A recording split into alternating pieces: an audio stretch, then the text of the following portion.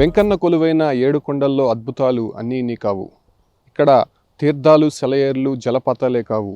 ఇక్కడ నివసించేటువంటి పక్షులు కూడా అందరినీ కనువిందు చేస్తుంటాయి.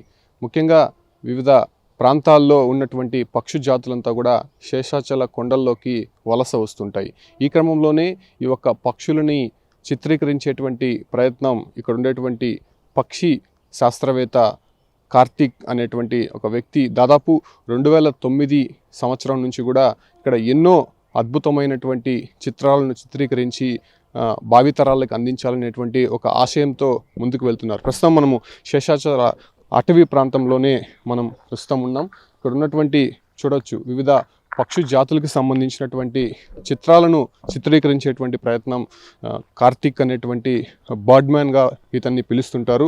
ముఖ్యంగా ఎన్నో చిత్రాలను ఇప్పటికే ఆయన చిత్రీకరించి ముఖ్యంగా ఫారెస్ట్ డిపార్ట్మెంట్కి కావచ్చు, లేదంటే ఇతర సొసైటీలకి సంబంధించి కావచ్చు, ఆయన ఎంతో కృషి చేసినటువంటి పరిస్థితి చాలా స్పష్టంగా కనిపిస్తుంది. ముఖ్యంగా శేషాచలంకి వలస వచ్చేటువంటి అరుదైనటువంటి జాతి పక్షులను తన కెమెరాల్లో బంధించడమే ఒక లక్ష్యంగా పెట్టుకున్నాడు వైల్డ్ లైఫ్ ఫోటోగ్రాఫర్ కార్తిక్ అనేటువంటి విషయాన్ని మాత్రం మనం చెప్పక తప్పదు. 2009 సంవత్సరం నుంచి కూడా వివిధ జాతుల పక్షులపైన పరిశోధనలు చేస్తూ ఈ అరుదైన పక్షులని భావితరాలకు ఫోటోల రూపంలో అందించాలనే ప్రయత్నం అయితే మాత్రం చేస్తున్నారు. అయితే ఒక పక్షి నా లైఫ్ని వైల్డ్ లైఫ్ వైపు నడిపించేలా ప్రేరణ చేసినట్టు కార్తిక్ అయితే ఇప్పటికే చెప్తున్నటువంటి పరిస్థితి. ముఖ్యంగా మనతో కార్తిక్ ఉన్నారు. అంటే ఏంటి సార్, ఒక పక్షి మిమ్మల్ని అడవి వైపు మళ్లించినట్టయితే తెలుస్తుంది. ఆ పక్షి రూపంలో మిమ్మల్ని ఈ ఒక్క ఫోటోగ్రఫీ వైపు తీసుకొచ్చినటువంటి సందర్భాలు ఏంటి అసలు? నమస్తే అండి, నా పేరు కార్తిక్.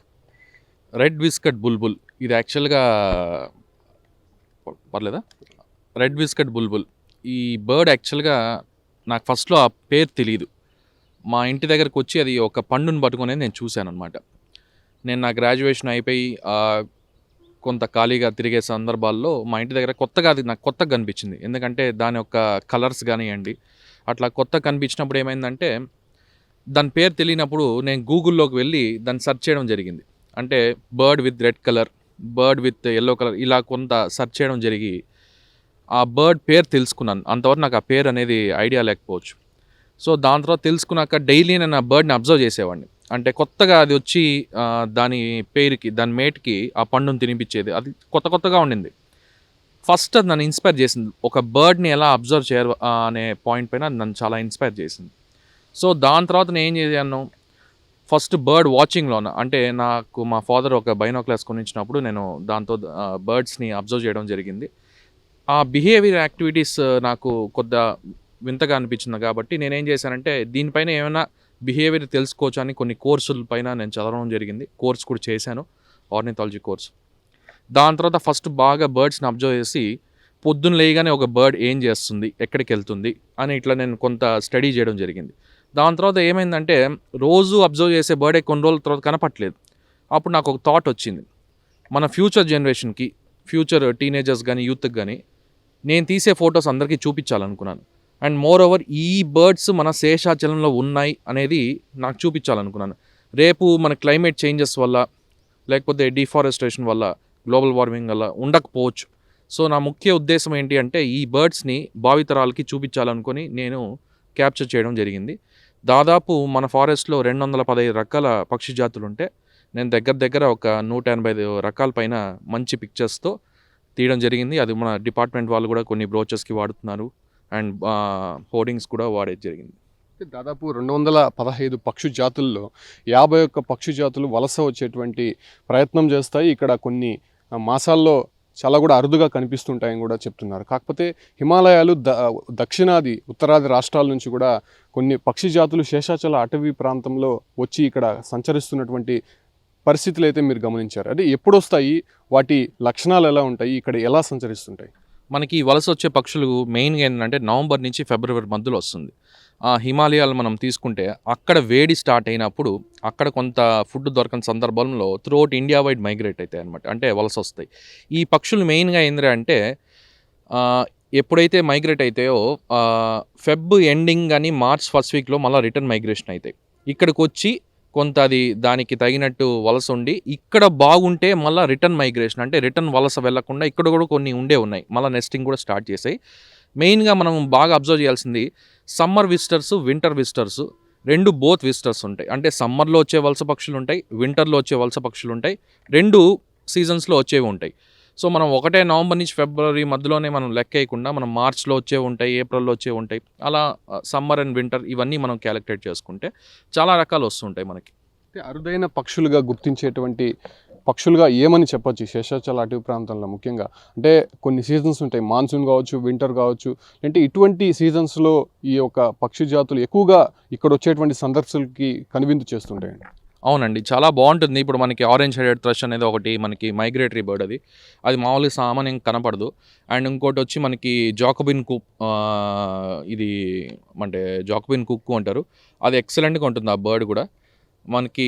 ఇంకోటి వచ్చి ఆ బర్డ్ వచ్చి వింటర్ విజిటర్, ఎప్పుడైతే వర్షాకాలం పడుతుందో మనకి rainy season, first rainy season visitor అది మీరు ఒకసారి చూడొచ్చు మీరు గూగుల్లో కూడా.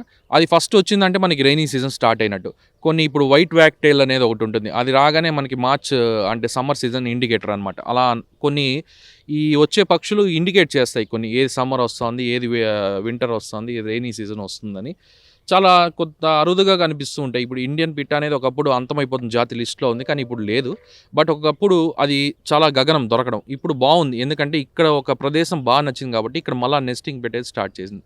అలా మనకి ఇండియా వైడ్లో మొత్తం మైగ్రేట్ అవుతాయి బర్డ్స్ అనేవి. సో ఇక్కడ నేను అబ్జర్వ్ చేసిన పరంగా ఇండియన్ పిట్ట అనే ఒక ఎండేంజ్ బర్డ్ స్పీషీస్, ఒకప్పుడు ఎండేంజ్డ్ ఇప్పుడు కాదు, ఆ రేషియో బాగా పెరిగింది బాగా. ఇప్పుడు ఆరెంజ్ షేడెడ్ థ్రష్ కానివ్వండి, గోల్డెన్ ఓరియల్స్ కానీ, ఇట్లాంటి మంచి మంచి బర్డ్స్ కానీ, ర్యాప్టర్స్ కానివ్వండి, బ్లాక్ ఈగలు, స్టెపీ ఈగలు, ఇలా కొన్ని బర్డ్స్ రేషియో బాగా, ర్యాప్టర్స్ రేషియో కూడా పెరిగింది. అండ్ గుడ్లగూబల్లో రీసెంట్గా మేము ఒక శేషాచలంలో ఫస్ట్ రికార్డ్ గుడ్లగూబ కూడా మేము కనుక్కోవడం జరిగింది డిపార్ట్మెంట్ వాళ్ళతో. నేను ఇంకా గోపి అనే వైల్డ్ లైఫ్ ఫోటోగ్రాఫర్, మేము ఇద్దరం దాదాపు 1 నెల రోజులు తలకోన శేషాచలం అడవి ప్రదేశాల్లో స్పాట్ బిలీడ్ ఈగల్ ఔల్ రాత్రిపూట మేము తిరిగి డిపార్ట్మెంట్ సాయం తీసుకొని దాదాపు దాన్ని రికార్డ్ చేయడం జరిగింది. ఇంకోటి మాల్టెడ్ వుడ్ ఔల్, అది కూడా మనకి శేషాచలంలో ఫస్ట్ రికార్డ్. అంటే ఆంధ్రాలో కొన్ని రికార్డ్స్ ఉన్నాయి, బట్ మన ఫారెస్ట్కి వచ్చేసరికి ఫస్ట్ రికార్డు. ఈ స్పాట్ బిలీడ్ ఈగల్ ఔల్ ఏపీలో 3rd రికార్డ్ అనమాట, మన ఫారెస్ట్లో ఫస్ట్ రికార్డ్ వస్తుంది శేషాచలం కింద. దాదాపు మేము చాలా కష్టపడ్డాం, కొద్దిగా రిస్కులు తీసుకొని 1 మంత్ నైట్ అంతా తిరిగి చాలా రిస్క్ తీసుకొని చేయడం. ఇలా మేము కొత్తగా కూడా కనుక్కుంటున్నాం. సాధారణంగా మీరు డిపార్ట్మెంట్ పోలేనటువంటి ప్రాంతాలకు కూడా వెళ్తుంటారు, నదులు కావచ్చు, సెలయేర్లు కావచ్చు, ఇలాంటి తీర్థ ప్రాంతాలు కూడా తిరుమలలో శేషాచల అడవి ప్రాంతంలో చాలా కూడా కనిపిస్తుంటాయి. అంటే మీ వర్క్ ఎలా ఉంటుంది? అంత రిస్క్ తీసుకొని ఆ ప్రాంతాల్లోకి వెళ్ళి తీసినటువంటి ఫలితాలు ఏమైనా మీకు దక్కాయి అసలు? చాలా చాలా అండి, ఎందుకంటే మనకి శేషాచలం ఇప్పుడు చిత్తూరు నుంచి కడప వరకు ఉందన్నమాట. ఈ మొత్తం మేము తిరగడం జరుగుతుంది, ఎందుకంటే ఒక్క ఏరియాలోనే మనం ఎక్స్ప్లోర్ చేయకుండా మొత్తం చాలా రిస్కులు తీసుకొని అక్కడ ఏమైనా బర్డ్స్ ఉన్నాయా. ఇప్పుడు ర్యాప్టర్స్ అనుకోండి, ఇప్పుడు ర్యాప్టర్స్ అంటే గద్ద జాతికి చెందినవి, అది టాప్ మోస్ట్ హైట్గా ఉండే ట్రీస్లో చూడాలి. అప్పుడు మనం దాన్ని ఏం చేయాలంటే కొండ చివర్లో ఉండే చెట్లకు మనం ఎక్కాలి. అంటే ఆ కొండ ఎక్కి ఆ చివర్లో చూస్తే ఆ టాప్ రేంజ్లో కూర్చో ఉంటాయి అన్నమాట. సో ఆ ట్రెక్కింగ్ లాగా మేము ఎక్కడం, కొన్ని రికార్డ్ చేయడం కూడా జరిగినాయి అన్నమాట. సో రిస్క్ అనేది ఉంటుంది, కానీ దానికి ఖచ్చితంగా ఫలితం కూడా అలానే ఉంటుంది. డిపార్ట్మెంట్ కూడా మాకు బాగా సహకరిస్తుంది ఈ విషయంలో. మీరు చాలా రిస్క్ చేసి వెళ్తుంటారు కదా, దానికి తగినట్టుగానే మీ దగ్గర ఎక్విప్మెంట్ అనేది ఖచ్చితంగా ఉండాల్సి ఉంటుంది. అంటే ఈ కెమెరాకి సంబంధించి రెజల్యూషన్ ఎంత ఉంటుంది, ఎంత దూరం నుంచి పక్షుల్ని మనం ఫోటోగ్రఫీ చేసేటువంటి అవకాశం ఉంది? ఇది యాక్చువల్గా నేను టామ్రాన్ 150-600 అండి ఇది లెన్స్. నేను కొన్నప్పుడు ఇండియాలో ఒకప్పుడు ఇది 1,60,000 అలా ఉండింది. ఇది 70 యాక్చువల్లీ కెనాన్ 70. ఇప్పుడు నేను కొత్తది ఆర్డర్ చేశాను, మిర్రర్లెస్కి షిఫ్ట్ అయ్యాను. ఇది ఏంటంటే అంటే మనకి మంచి మ్యాగ్నిఫికేషన్ ఇస్తుంది. కొద్దిగా దాదాపు ఒక 500 మీటర్స్ 600 మీటర్స్ మనం బాగా చూసే ఛాన్సెస్ ఉంటాయి బర్డ్ని. కనీసం మనం బర్డ్ని చూడకపోయినా ఏ బర్డ్ అని ఐడెంటిఫై చేసుకునే అంత కెపాసిటీ ఈ లెన్స్కి, ఈ కెమెరాకి ఉంటుంది. కొద్దిగా మంచి ఎక్విప్మెంట్ ఉంటే బాగుంటుంది. ఇప్పుడు మేము ఎందుకు అంత బడ్జెట్ దానిపైన ఇన్వెస్ట్ చేస్తామంటే, ఏదైనా పక్షి ఎగురుతుంది, ఆ ఫ్లై షాట్ కావాలంటే మన కెమెరా తగినట్టు ఉండాలి, లెన్స్ కూడా అలానే తగినట్టు ఉండాలి. సాధారణంగా శేషాచల అటవీ ప్రాంతంలో సమ్మర్లో చూసుకుంటే కొన్ని అగ్ని ప్రమాదాలు జరుగుతుంటాయి. పైగా ఇప్పుడు అటవీ సంతరించిపోతా ఉందనేసి కూడా చాలామంది కూడా ఇబ్బంది పడుతున్నారు, బాధపడుతున్నారు కూడా. ఎందుకంటే ప్రకృతి ప్రేమికులు కావచ్చు, ఇలాంటి పక్షులకు సంబంధించినటువంటి ప్రేమికులు కావచ్చు, వీళ్ళంతా కూడా ఆవేదన వ్యక్తం చేసినటువంటి పరిస్థితుల్లో ఎటువంటి ఫలితాలు ఉంటాయండి? ఇది ఒక అగ్ని ప్రమాదాలు జరిగినప్పుడు కావచ్చు, లేదంటే ఏదైతే ఫారెస్ట్ డిపార్ట్మెంటు కొన్ని చెట్లను కూడా నరికేసేటువంటి ప్రయత్నం ఇటీవల జరుగుతోంది కదా, అలాంటి టైంలో ఈ పక్షులు ఎటువైపు వెళ్తుంటాయి? ఆ అగ్ని ప్రమాదాలు జరిగినప్పుడు ఆ పర్యవసానాలు ఎలా ఉంటాయి సార్? కొన్ని అగ్ని ప్రమాదాలు అంటే యాక్చువల్గా డిపార్ట్మెంట్ వాళ్ళు చేసేది ఏంటంటే కొంత ఫైర్ ఇది అనేది చేస్తారు, వాళ్ళు సెక్యూరిటీ మెజర్స్ తీసుకుంటారు, ఇటు సైడ్ అటు సైడ్ రోడ్స్కి సైడ్స్లో తీసుకొని ఫైర్ రాకుండా చాలా వరకు ప్రయత్నాలు చేస్తారు. బట్ కొంతమంది ఏదైనా ఫైర్ వేసినప్పుడు కానీ లేదా కార్ చిచ్చు అంటారు కదా, ఇట్లా రాపిడికి జరిగినప్పుడు కొన్ని సందర్భాల్లో కొంత వరకు చనిపోయే ఛాన్సెస్ చాలా ఉన్నాయి. అంటే కొన్ని ప్రాబబుల్గా జువినైల్స్ అంటాం. జువినైల్స్ అంటే అప్పుడప్పుడే పుట్టేసి కొంత ఎగరలేకపోయిన పక్షుల వరకు చనిపోయే ఛాన్సెస్ ఎక్కువ ఉన్నాయి. కొన్ని వేరేగా వెళ్ళిపోతాయి, ఎక్కడైతే సేఫెస్ట్ ప్లేస్ ఉందో అక్కడికి ఎగిరి వెళ్ళిపోయే ఛాన్సెస్ ఉంటాయి. ఈ జువినైల్స్కి అప్పుడప్పుడే వింగ్స్ వస్తాయి కాబట్టి దానికి ఎగరడం రాదు కాబట్టి ఆ సందర్భాల్లో మనం ఏం చేయలేము. అంటే డైలీ యాక్టివిటీస్, మన మనుషుల్లో చేసేటువంటి డైలీ యాక్టివిటీస్ వల్ల కొన్ని పక్షి జాతులు కూడా అంతరించిపోతున్నటువంటి పరిస్థితి. ఎందుకంటే ఇటువంటి సందర్శనమైనటువంటి ప్రాంతాల్లో వాళ్ళు ఫుడ్ ఇవ్వడం వల్ల అది ఆ సమయానికి దాన్ని తినడం, కొంత డైజెస్ట్ కావడం, దానివల్ల చనిపోవడం కూడా జరుగుతుంది. మరోవైపు ఈ టవర్స్ కానీ ఈ హై టెన్షన్స్ వైర్స్కి సంబంధించి కూడా ఈ పక్షులకి ఎటువంటి ఎఫెక్ట్ తగిలేటువంటి అవకాశం? ఇక్కడ ఎఫెక్ట్ అంటే నేను చాలామంది సందర్శకులకి ఇప్పుడు తలకోన, మామండూరు చాలామంది నేను ఇట్లా తిరుగుతుంటాం కాబట్టి వీళ్ళు ఫీడింగ్ చేస్తారండి పక్షులకనే కాదు అనిమల్స్ కూడా.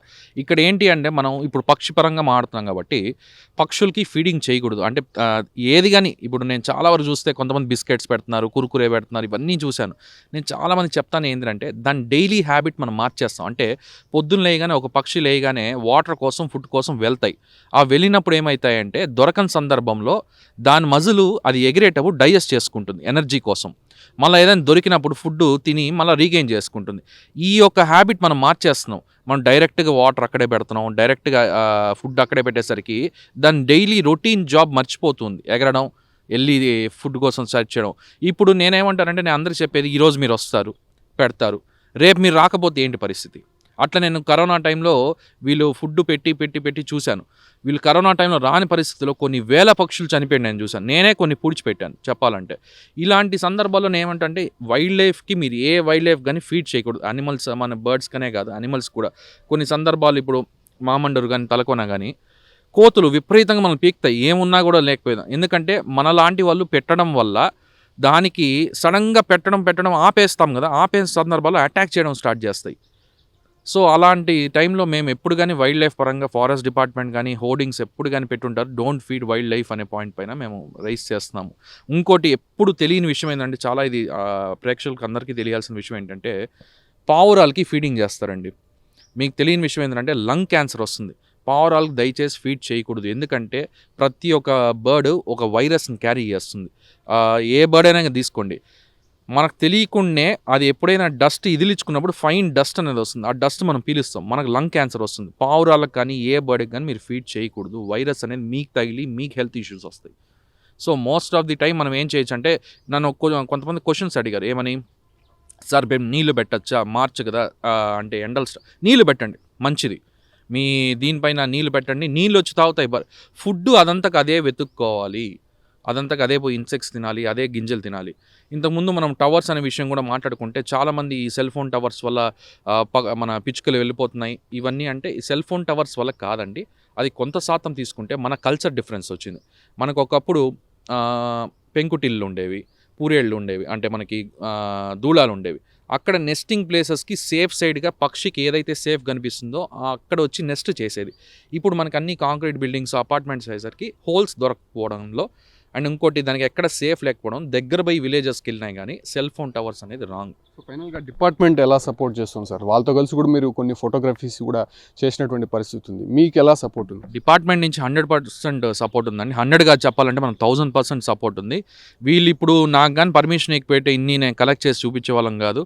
అండ్ మోర్ ఓవర్ డిపార్ట్మెంట్కి పేరు వస్తుంది, మాకు పేరు వస్తుంది, మాకు గ్రేట్, మేము ఇట్లా డిపార్ట్మెంట్ వర్క్ చేస్తున్నాం అనే పరంగా. అండ్ మోర్ ఓవర్ ఇంకోటి, మేము ఎక్కడికి వెళ్ళాలన్నా కూడా వాళ్ళు ఖచ్చితంగా మాకు సెక్యూరిటీ ఇచ్చి పంపిస్తారు, ఒక జీప్ అన్న ఇచ్చి పంపిస్తారు. మాకు సాయశక్తిలో వాళ్ళు హెల్ప్ చేస్తున్నారు కాబట్టి మేము ఇంత చేయగలుగుతాం. సో ఈ విధంగా భావితరాలకి ఇక్కడ ఉన్నటువంటి పక్షుల జాతులని చూపించాలనేటువంటి ఒక లక్ష్యంతోనే తాను ముందుకెళ్తున్నాను. 2009లో ఒక పక్షి నన్ను ఈ అటవీ ప్రాంతం వైపు నడిపించింది. అప్పటి నుంచి కూడా ఇక్కడ దొరికేటువంటి వివిధ రకాలైనటువంటి పక్షులను నేను ఫోటోగ్రఫీ చేస్తూ అదేవిధంగా డిపార్ట్మెంట్కి కూడా కొన్ని అందిస్తున్నటువంటి పరిస్థితి ఉంది. ఇప్పుడు ప్రజెంట్ ఉన్నటువంటి పరిస్థితుల్లో అంటే భావితరాలకి అందించాలనేటువంటి లక్ష్యంతో నేను ముందుకెళ్తున్నాను కాబట్టి కొంత ప్రజల్లో కూడా అవగాహన వచ్చి పక్షుల పట్ల ఎలా వ్యవహరించాలో తెలుసుకోవాలని చెప్పి కూడా ఇక్కడ నుంచి బర్డ్మెన్ కార్తీక్ సూచిస్తున్నటువంటి పరిస్థితి ఉంది. వీడియో జర్నలిస్ట్ మణికంఠతో ఉమాశంకర్, RTV, తిరుపతి నుంచి.